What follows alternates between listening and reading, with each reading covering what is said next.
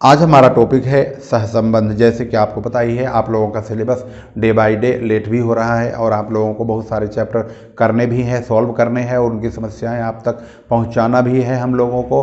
और मैं कोशिश करूंगा कि भाई मैं ज़्यादा से ज़्यादा वीडियो तमाम चैप्टर्स की आप लोगों को बहुत ही तत्काल में प्रदान कर दिया जाए, जिससे कि आप लोगों का सिलेबस भी टाइम पर कंप्लीट हो जाए। आने वाला समय बहुत कम समय बचे हैं एग्जामिनेशन के लिए। हमने जो वीडियो तैयार किया हुआ है उस वीडियो के अकॉर्डिंग अभी हमने मेजरमेंट ऑफ डिस्पर्जन यानी डिस्पर्जन वाला चैप्टर हमारा चल रहा था, जिसकी वीडियो हम लगातार दे रहे हैं। 38 के आसपास शायद क्वेश्चन नंबर तक हम पहुंच चुके हैं। आज हमारा टॉपिक सहसंबंध है। तो सहसंबंध के बारे में जब कोई टॉपिक शुरू होता है तो बच्चों में प्रश्न उठता है कि सर आपने जो न्यूमेरिकल प्रॉब्लम सॉल्व किया है, इससे पहले आप शुरू करवाने से पहले इस चैप्टर के बारे में थोड़ी सी जानकारियाँ जो है शॉर्ट में दे दिया करें, जिससे हम ये जान जाएंगे कि अगर कोई चैप्टर स्टार्ट हो रहा है तो उसका मुख्य उद्देश्य क्या है, उसमें हम कैलकुलेट क्या करते हैं और क्यों करते हैं, उससे क्या पता लगता है, क्या चीज़ हम निकालना चाहते हैं। हर सवाल में कोई न कोई चीज़ निकालते हैं तो उसकी वजह क्या होती है। इसीलिए अब हम जानने की कोशिश करेंगे कि सहसंबंध क्या है, इसका आविष्कार कौन किया था, इसके बारे में हम कैलकुलेशन करते क्यों हैं। तो इसी प्रकार से हमारा प्रश्न है और इसी के हिसाब से ही हम आज का न्यूमेरिकल भी लेंगे। और न्यूमेरिकल जैसे कि आपको बता दें, कोफिशिएंट ऑफ कोरिलेशन वाले चैप्टर में कोफिशिएंट ऑफ कोरिलेशन को कैलकुलेट करने की 3 विधियाँ दी हुई हैं, जिसको कि हम आपको एक सवाल लेंगे और उसमें तीनों प्रकार के मेथड का प्रयोग करेंगे और वह तीनों विधि किसी भी सवाल में आप आसानी से आजमा सकते हैं। सबसे आंसर एक ही आएगा। अगर आपकी कमांड किसी पार्टिकुलर एक विधि पर टिक जाती है और बहुत अच्छी तरह उस पर आपकी कमांड हो जाती है तो एग्ज़ाम में आप उसी विधि का प्रयोग करेंगे।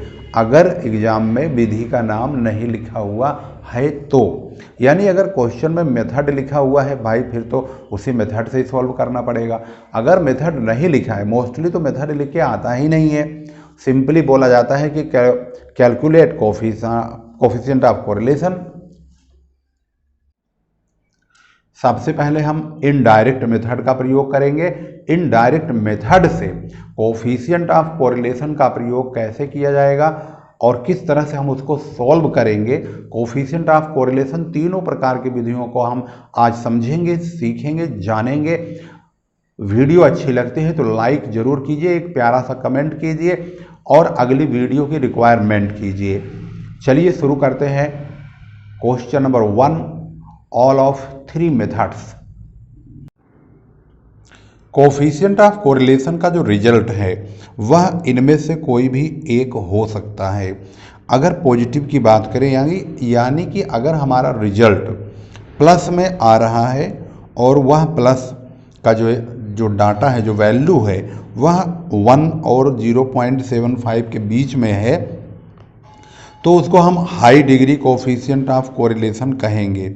अगर वो 1 प्लस में है तो उसको परफेक्ट कहेंगे। अगर 1 माइनस में भी है तो भी परफेक्ट होगा। लेकिन अगर वो माइनस का 1 और 0.75 के बीच में है तो उसको भी हाई डिग्री की श्रेणी में काउंट किया जाएगा।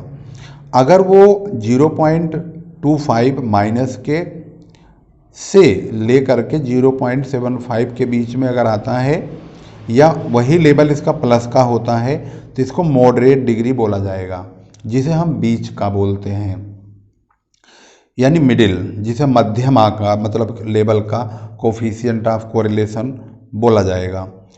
लो कोफिशिएंट ऑफ कोरिलेशन तब कहा जाएगा जब ये 0 और 0.25 प्लस या माइनस के बीच में पाया जाएगा। अगर 0 यानी 0 अगर कोफिशिएंट ऑफ कोरिलेशन की वैल्यू आती है तो इसका मतलब उनमें कोई भी कोरिलेशन नहीं है, यानी वो एक दूसरे से बिल्कुल डिफरेंट है, उनका किसी से कुछ लेना देना ही नहीं है। तो इसी को ही ध्यान में रखते हुए चलिए कोफिशिएंट ऑफ कोरिलेशन निकालते हैं। एक प्रॉब्लम लेंगे, उसमें हम तीनों प्रकार की विधियों का प्रयोग करके कोफिशिएंट ऑफ कोरिलेशन की प्रॉब्लम को सॉल्व करेंगे और उसमें अलग अलग प्रकार से इसको प्रूफ करेंगे कि 3 प्रकार के फार्मूलों से एक ही जवाब कैसे निकाला जाएगा। जैसे कि यहाँ अब आपके सामने मौजूद है कार्ल पियर्सन्स मेथड यहाँ पर इस्तेमाल हो रहा है, क्योंकि भाई कार्ल पियर्सन ने ही कोफिशिएंट ऑफ कोरिलेशन का अर्थमेटिकल फार्मूला खोजा है। तो यहाँ पर देखेंगे, calculate the coefficient of correlation from the following data. Question में मेथड लिखा हुआ आए तो मेथड का प्रयोग करेंगे। 3 मेथड हम आपको बताएंगे, उनमें से किसी भी मेथड का जिस पर आपकी बहुत ही अच्छी कमांड होगी उस पर आप अमल करेंगे, उसी फार्मूले को इस्तेमाल करेंगे, वही मेथड आपको आगे जारी रखना है। हाँ, लेकिन समझ सभी मेथड की होनी चाहिए भाई, नॉलेज तो हर एक चीज़ का होना चाहिए। तो यहाँ पर x और y 2 प्रकार के हमारे पास डाटा अवेलेबल हैं। x वाली लाइन ऊपर लिखी हुई है, y वाली लाइन नीचे लिखी हुई है। अब हम इसको सॉल्व करेंगे। इस वैल्यू को हमने यहाँ पर ले लिया है, x और y के रूप में हमने यहाँ लिख दिया है। तो जैसे कि आप देख रहे हैं आपकी स्क्रीन पर x और y के रूप में ये वैल्यू मौजूद है। जब हमने x और y के रूप में यहाँ लिखा है, x हो गया और ये y हो गया। x का और y का हम यहाँ पर टोटल नहीं करेंगे, इनकी संख्या को लिख देंगे, कितने संख्याएं दी हुई हैं। 1 2 3 4 5 6 7, 7 संख्याएं n = 7। y का भी 7 ही डाटा दिया हुआ है, 7 संख्याएं यानी 7 संख्याएं दी हुई हैं।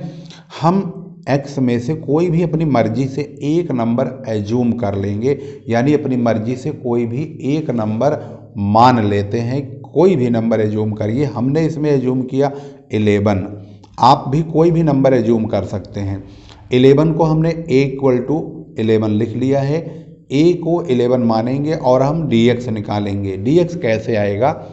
डेविएशन फ्रॉम x, यानी 11 को 12 में से, 9 में से, 8 में से, 10 में से, 11 में से, 13, 7 में से घटाएंगे।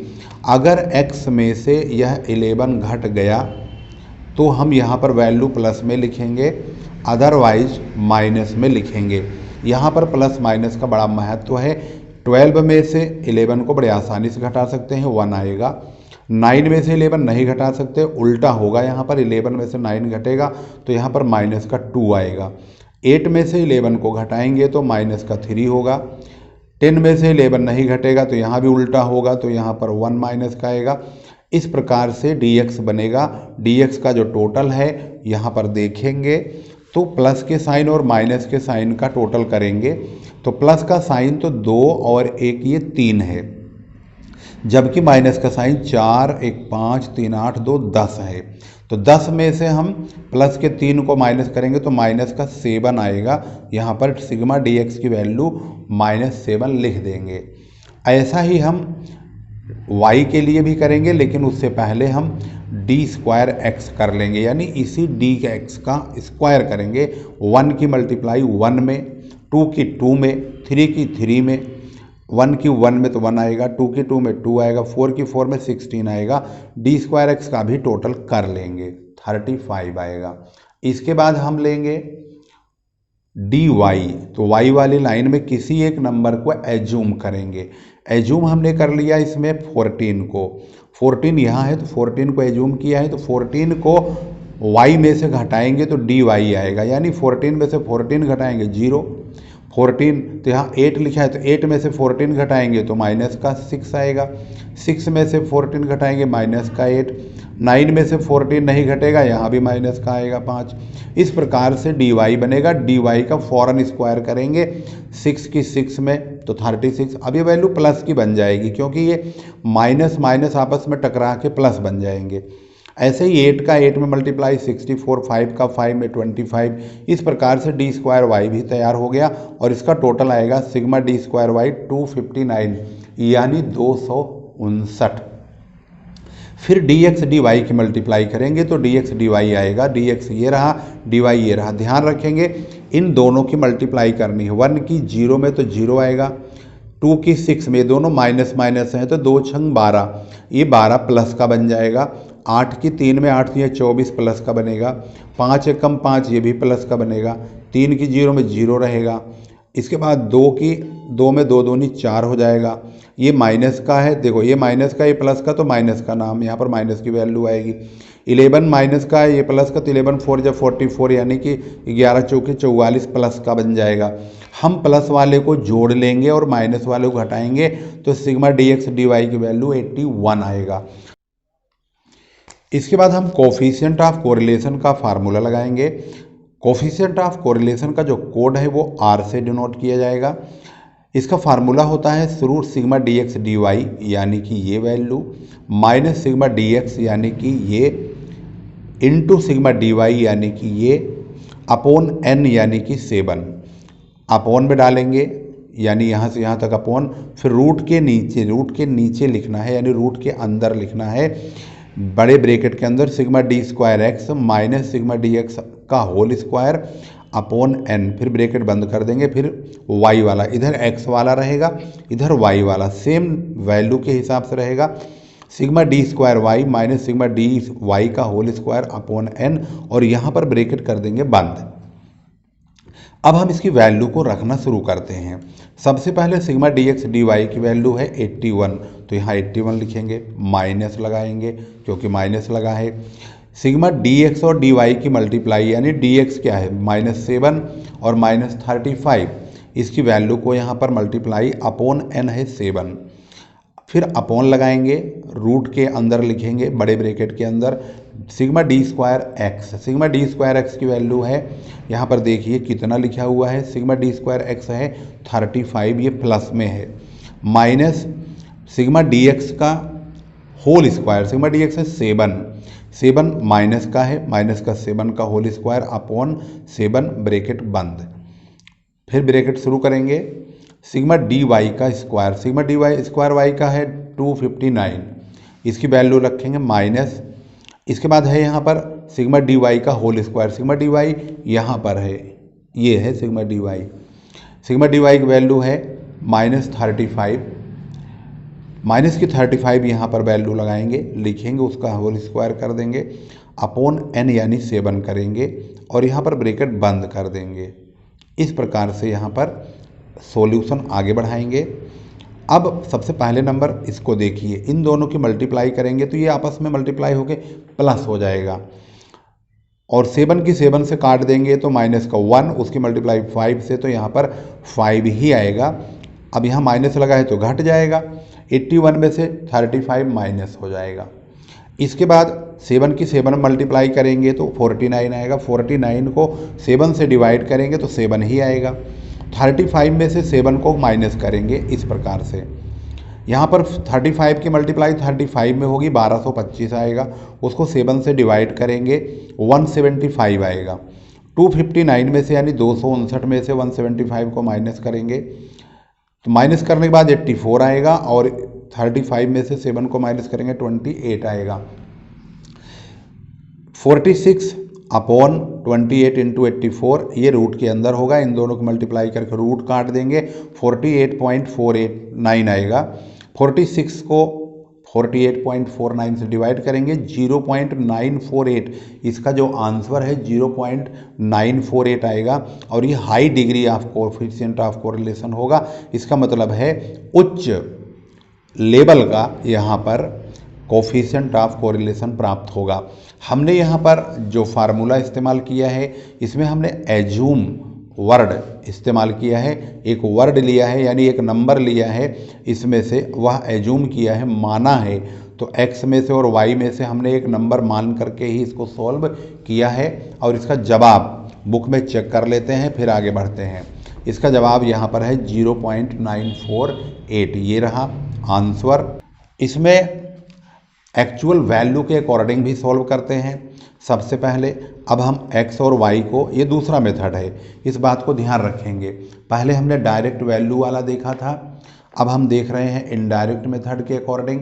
फिर हम इसके प्रोडक्ट मेथड का भी इस्तेमाल करेंगे, और प्रोडक्ट या जिसे हम मोमेंट मेथड भी बोलते हैं, तो मोमेंट मेथड और डायरेक्ट मेथड और इनडायरेक्ट मेथड, इन सभी विधियों को आपको एक एक करके समझना है।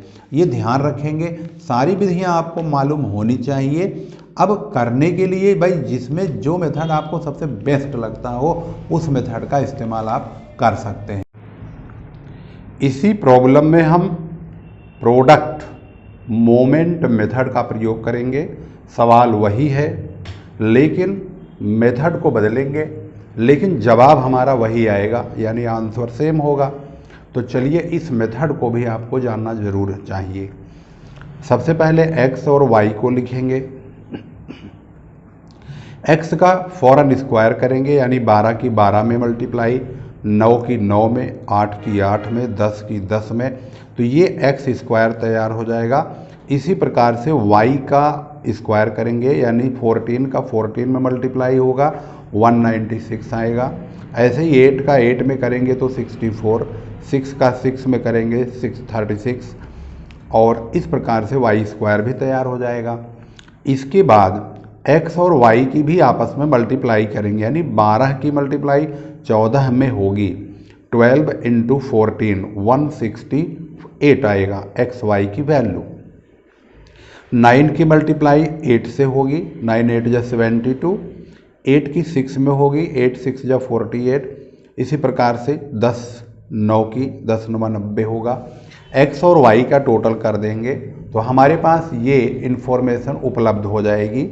Sigma x square 70, sigma x की वैल्यू 70, सिग्मा एक्स स्क्वायर की 728, सिग्मा y 63 और सिग्मा y स्क्वायर 51 और सिग्मा एक्स वाई 676।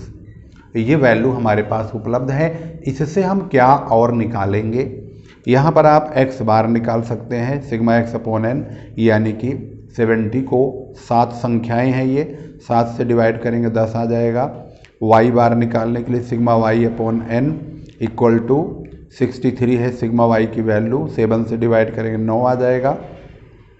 इसके बाद हम प्रोडक्ट मोमेंट मेथड का जब फार्मूला लगाएंगे तो ये ध्यान रखेंगे कि इसकी जो वैल्यू है वह वैल्यू का प्रयोग किस प्रकार से हम करेंगे। प्रोडक्ट का जो यूज है, यानी प्रोडक्ट का मतलब क्या होता है, इसे प्रोडक्ट बोलते हैं, जो सिर्फ मल्टीप्लाई होता है, एक्स और वाई का मल्टीप्लाई एक्स वाई बनाया गया है। अब इसका फार्मूला किस प्रकार से इस्तेमाल किया जाएगा वो देखने वाली चीज़ है। फार्मूले का प्रयोग कैसे किया गया है उसको आप देखेंगे ध्यान से। तो यहाँ पर आप देखिए फार्मूला यहाँ लगाया गया है, आर कोफिशिएंट ऑफ कोरिलेशन का कोड है, equal to sigma x y minus sigma x into sigma y upon n, upon में सिग्मा एक्स स्क्वायर बड़े ब्रैकेट के अंदर माइनस छोटे ब्रैकेट के अंदर सिग्मा एक्स का whole square upon N, bracket close रहेगा। इस प्रकार से फिर ब्रैकेट शुरू होगा, वाई वाला यहाँ पर आएगा, sigma Y square minus sigma Y का whole square upon N, bracket close कर देंगे। अब हम इसकी वैल्यू को पुट करेंगे। वैल्यू पुट करने के लिए सबसे पहले सिग्मा एक्स वाई को आप ध्यान दीजिए कि सिग्मा एक्स वाई कहाँ पर है। तो सिग्मा एक्स वाई आपके पास, इसकी वैल्यू देख लेते हैं कहाँ पे है, ये सिग्मा एक्स वाई की वैल्यू यहाँ पर है। इस तरफ हमने दूसरा मेथड भी बनाया है, उसको अभी समझाएंगे। सिग्मा एक्स वाई है 676, इसको रखेंगे सबसे पहले इसकी जगह पर, यानी यहाँ पर माइनस लगाएंगे सिग्मा एक्स सिग्मा वाई की मल्टीप्लाई, यानी 70 की मल्टीप्लाई 63 से, और 7 इसका टोटल है, कितनी संख्याएं हैं, 7 संख्याएं हैं, 7 से डिवाइड करेंगे, 70 इंटू 63 अपॉन 7, अपॉन में आइए यहाँ पर सिग्मा एक्स स्क्वायर है, तो सिग्मा एक्स स्क्वायर की वैल्यू है 728, 728 माइनस यहाँ पर फार्मूले में सिग्मा एक्स का होल स्क्वायर अपॉन एन, तो सिग्मा एक्स है 70, इसका मतलब है 70 का होल स्क्वायर करेंगे अपॉन 7, ब्रैकेट क्लोज कर देंगे। इसके बाद सिग्मा वाई स्क्वायर जो कि यहाँ पर आप देख रहे हैं 651 है, माइनस यहाँ पर है सिग्मा वाई का होल स्क्वायर, सिग्मा वाई है 63 का होल स्क्वायर करेंगे अपॉन 7। अब हमने वैल्यू पुट कर दिया है, तो सॉल्व करना इसका बहुत आसान है। 70 का 63 मल्टीप्लाई होगा, 7 से डिवाइड होगा, यहाँ आ जाएगा 630, 676 में से 630 को माइनस करेंगे, अपॉन 70 का 70 मल्टीप्लाई 4900 यानी 4900 आएगा, उसे 7 से डिवाइड करेंगे तो 700 आएगा, 700, 728 में से 700 को माइनस करेंगे। इसके बाद यहाँ कुछ नहीं है, तो इसका मतलब ये मल्टीप्लाई का निशान है, यहाँ पर जहाँ कुछ नहीं होता तो मल्टीप्लाई मान लिया जाता है। 651 है, 63 का 63 मल्टीप्लाई करके 7 से डिवाइड करेंगे, 567 यानी 567 आएगा। 728 में से 700 घटाएंगे 28 आएगा। 651 में से 567 घटाएंगे 84 आएगा। इन दोनों को मल्टीप्लाई करके रूट काट देंगे तो 48.49 आएगा, यानी कि 46/48.49 डिवाइड करने पर 0.948 आ चुका है। ये high degree coefficient of correlation है, जो कि इसका जवाब है। चलिए अब देखते हैं इसको डायरेक्ट मेथड के द्वारा हम कैसे इसका सॉल्यूशन निकालेंगे। डायरेक्ट मेथड में ये जो मीन हमने निकाला है 10 और यहाँ पर 9 आया है y का, इस 10 को x में से माइनस करेंगे, 12 में से माइनस करेंगे तो dx आएगा 2। फिर हम 10 को 9 में से माइनस करेंगे तो -1 आएगा, क्योंकि 9 में से तो 10 माइनस नहीं होगा। 8 में से 10 को माइनस करेंगे तो -2, 10 में से 10 माइनस करेंगे 0, 11 में से माइनस करेंगे 10 को तो 1 आएगा प्लस में, 13 में से घटाएंगे तो 3 आएगा, 7 में से 10 नहीं घटेगा तो -3 आएगा। इसका मतलब है dx हमारा रेडी हो गया। dx का हम फौरन स्क्वायर करेंगे, 2 की 2 में मल्टीप्लाई, 1 की 1 में, 2 की 2 में, 0 की 0 में, 1 की 1 में, 3 की 3 में और 3 की 3 में। इस प्रकार से d²x रेडी हो जाएगा। हम dx का टोटल कर लेंगे। इस बात का ध्यान रखेंगे, जब हम मीन के द्वारा dx निकालेंगे तो dx का टोटल हमेशा 0 ही होगा। इस बात का ध्यान रखेंगे। अगर 0 नहीं आ रहा है तो समझ लीजिए आपका क्वेश्चन रॉन्ग की ओर जा रहा है। और ये मोमेंट वाला मेथड यानी प्रोडक्ट मोमेंट मेथड जो लगाते हैं ये वाला, ये तो बहुत ही इजी है, ये हर प्रकार के क्वेश्चन में इस्तेमाल होगा। लेकिन ये तब इस्तेमाल करेंगे आप जब ये जो इसका मीन है वो पॉइंटों में ना आ रहा हो। जैसे 10.3333 पता ही नहीं है कहाँ तक जाएगा, या 10.2567 ऐसे करते हुए आ रहा है, लंबा आ रहा है, बड़ा आ रहा है, तो हम प्रोडक्ट मेथड का प्रयोग कर सकते हैं बहुत इजी से। अगर ये सिंपल नंबर आ जाता है, जैसे 9 आ गया, 10 आ गया, तो इसमें आसानी से हम प्रोडक्ट मोमेंट मेथड को इग्नोर करके हम डायरेक्ट मेथड का प्रयोग कर सकते हैं। इसके बाद हम y से यानी 9 को हम y में से घटाएंगे, 14 में से 9 को घटाएंगे तो यहाँ पर dy 5 आएगा। फिर हम 8 में से 9 को नहीं घटा पाएंगे तो -1 आएगा। 6 में से 9 को घटाएंगे तो 3 आएगा माइनस का, और 9 में से 9 घटाएंगे तो 0 आएगा। इस प्रकार से dy तैयार होगा। dy का भी टोटल 0 ही आएगा। dy का स्क्वायर करेंगे, 5 की 5 में 25, 1 की 1 में 1 ही रहेगा, 3 का 3 में करेंगे तो 3 3 9 प्लस के हो जाएंगे, क्योंकि ये माइनस वाला जब मल्टीप्लाई माइनस के 1 में होगा तो जाहिर सी बात है प्लस का ही गिनती बन जाएगी। वैसे भी स्क्वायर वाला हमेशा माइनस माइनस की मल्टीप्लाई करके प्लस का ही बनता है। तो d² y का टोटल 84 आ चुका है और d² x का टोटल 28 आ चुका है। अब हमें चाहिए dx dy, यानी dx ये है और dy ये है। 2 की 5 में मल्टीप्लाई 10 होगा, 1 की 1 में तो 1 ही होगा, 1 होगा, क्योंकि दोनों माइनस माइनस प्लस हो जाएंगे। इसको हमने यहाँ लिखा है, 10 आ गया। इसके बाद 1 की 1 में करेंगे तो यहाँ पर हमने 1 लिखा है। फिर हमने 2 की -2 की 3 में किया है तो -2 और 3 की मल्टीप्लाई 6 होगा प्लस का, ये 0 होगा, 2 1 कम 2 होगा, 3 3 9 होगा, 6 3 18 होगा। इसमें कोई भी वैल्यू मल्टीप्लाई करके माइनस में नहीं आ रही, सब प्लस में आ रही है। तो यहाँ पर हमने dx dy का टोटल किया तो ये 46 आ गया। अब इसका फार्मूला क्या है? फार्मूला बहुत ही सिंपल है, छोटा फार्मूला है मीन वाले मेथड में। Sigma dx dy upon root के अंदर sigma d² x into d² y। अब यहाँ देखेंगे d² x है 28, d² y है 84। इस सिस्टम में आपको ध्यान रखना है सिग्मा dx का और dy का टोटल हमेशा 0 ही आएगा। और इस प्रकार से फार्मूले का प्रयोग करेंगे, इनकी वैल्यू रख देंगे। 46 dx dy की वैल्यू ये रहा, 28 और 84 वो यहाँ से ले लेंगे। इस प्रकार से हम इसकी वैल्यू को रूट में है ये, तो रूट को सॉल्व कर लेंगे तो 48.49 46 में डिवाइड करेंगे तो 0.948 high degree coefficient of correlation आ गया। इन सभी में आपने एक कॉमन चीज़ नहीं देखी, शायद नहीं देखी हो तो मैं दिखाता हूँ। सबसे लास्ट वाला जो हिस्सा है 46/28 इंटू 84, लास्ट वाला हिस्सा एंड में यही सबका मैच होता है। इस मेथड में आप देखेंगे तो यही मैच हुआ। अब इस मेथड में आप आइए, दूसरे वाले में यही मैच हो रहा है बिल्कुल सेम। और इससे पहले वाला जो हमने मेथड बताया था, लास्ट में आप देखेंगे तो उसमें भी वहीं पहुंच जाते हैं। किसी भी मेथड से जा रहे हैं तो लास्ट वाला जो ही स्टेप है वो वहीं पर एक जैसा मैच हो जाता है। इसका मतलब साफ है कि ये तीनों प्रकार के मेथड बिल्कुल सही और सटीक बैठते हैं, और सही तरीके से अगर हम इनको सॉल्व करते हैं और बिना किसी गलती के, तो सबका आंसर एक जैसे आता है।